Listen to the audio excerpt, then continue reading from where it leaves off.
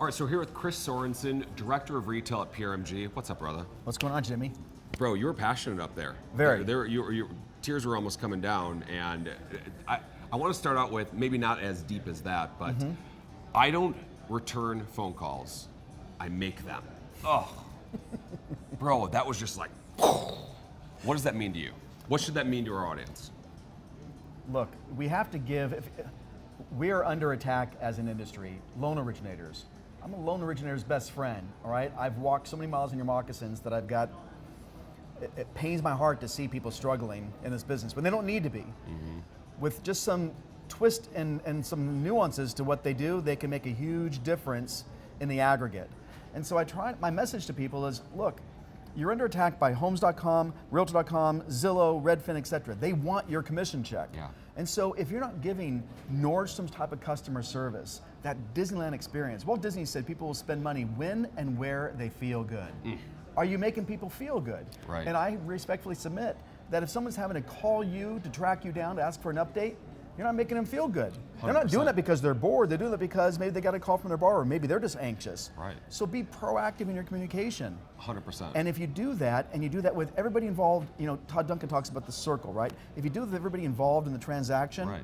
well, pretty soon, if you do that consistently, you develop a reputation, as I say, as being a single source of truth. Right. And then people will start to say, you know what? I trust Chris.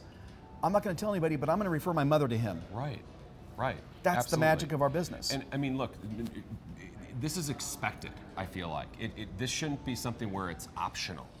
But like, how many people don't do it? Because it's a low barrier of entry in our space. Right. It's true. Okay, so you pay a few $100, you take your 20-hour course, you pass your exam, and you're a professional. You're a loan officer, right? yeah. Okay, and most of us, you know, even as leaders, none of us, I shouldn't say none of us, but I would venture to say that 99.9% of us did not go to the Sloan School of Business Management at MIT 100%, yeah. to learn how to be a great leader, a great manager. So we learn through trial and error. And unfortunately, what happens is a lot of folks end up erring and then they give up. Right. And they just don't have that person in their life that's going to inspire them. I hope to gosh, when I give a talk like I did, my thought is not, can I move the entire audience?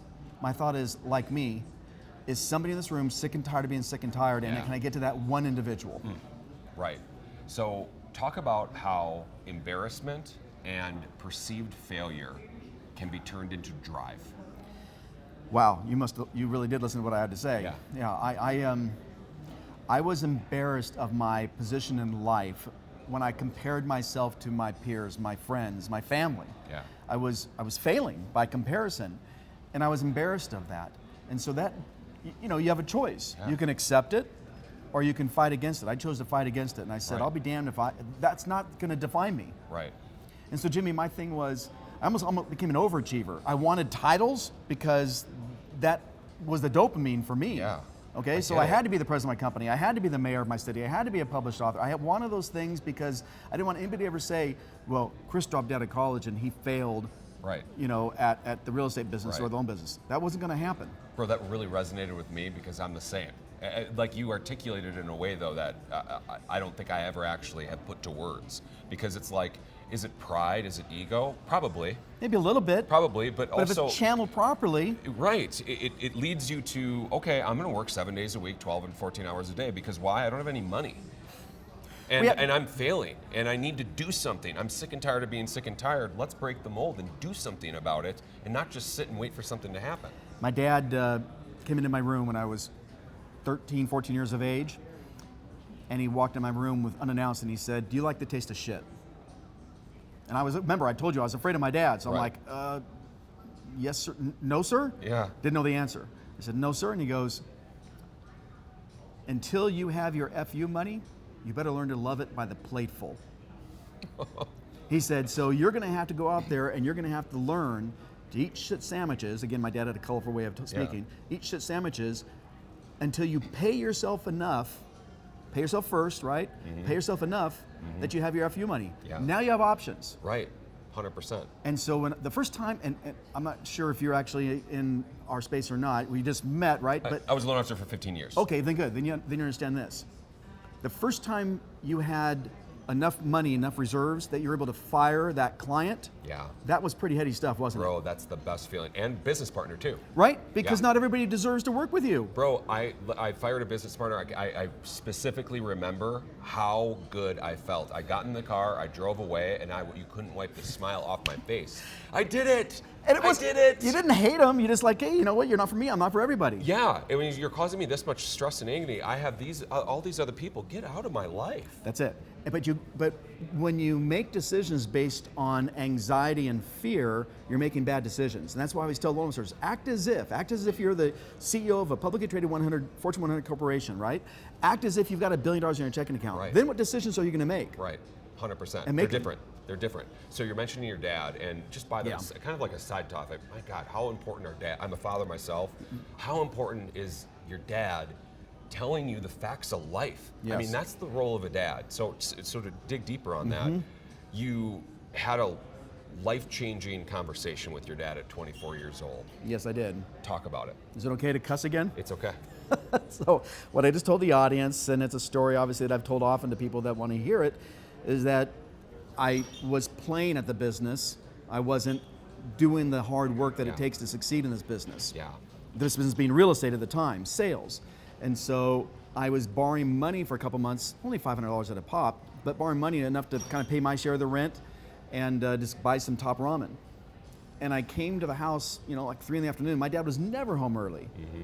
And I went into the back little section of the house there where the garage was. The garage was closed. I didn't see him. I came in back to the courtyard, went to the back door, and he met me at the back door. Gosh.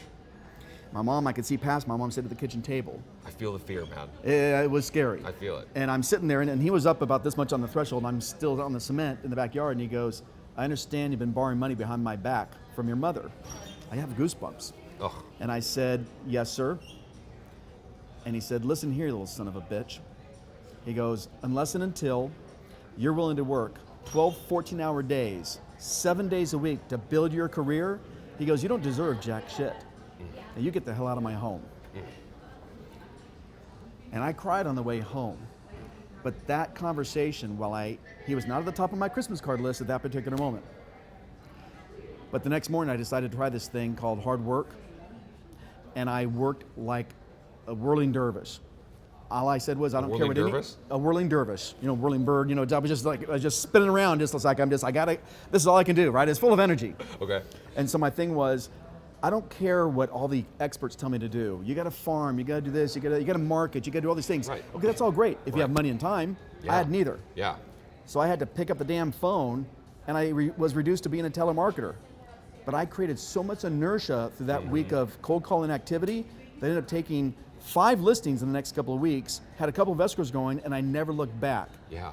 And that was a ton of work, and it was very scary times, but I told myself I will never go backwards again. I will always be in control of my income and my destiny by busting my ass like my dad told me, put my FU money away, and then be able to give back to others. And look, loan officers right now need to do this. I mean, if you're failing, we saw all the numbers. Like some people haven't closed a loan all year, or a lot just one. And of course, that's not going to cut it. That's not really the audience here. But even the people that are doing well, how much more could they do? Well, it's not even that. It's like, hey, I'm just getting by. I'm paying my bills.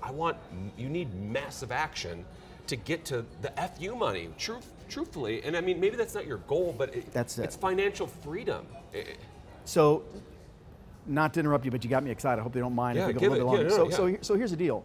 As I set up there on stage, I don't believe, in my personal belief system, that people can have sustainable success at a level that they can achieve unless they're doing it for somebody else. And so for me, I'm a person of faith. And so for me, I told myself, I have to be doing, this is my chosen profession. This is all I know.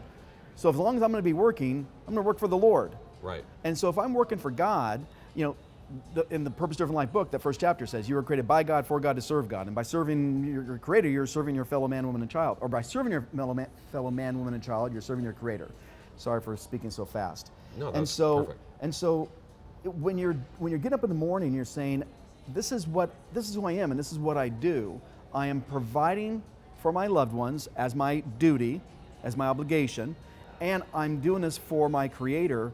Well, now I have a purpose that is sustainable. Wow. It's not about buying a fancy car or buying a fancier, bigger home. It's about living my purpose. And if loan officers who are doing well, thank you very much, would recognize that you have so much more to give. We all know people in this industry that we do not respect, and they don't deserve our respect. They are liars, they are cheats, they are charlatans. Well, if that's not you, if you're an honest person and you give great service, well then stop keeping yourself a damn secret. Go out there and save those poor customers from that idiot out there that's competing with you. 100%. That's getting all the business for no reason. 100% right. Well, they're going to maybe because they're outworking you, they're outsmarting you, but that doesn't mean that they have the best interest of the client at heart. And so whatever it takes to motivate you to get out there and serve more people, find it and do it because you're capable. That's a wrap, bro. That was awesome. That was great.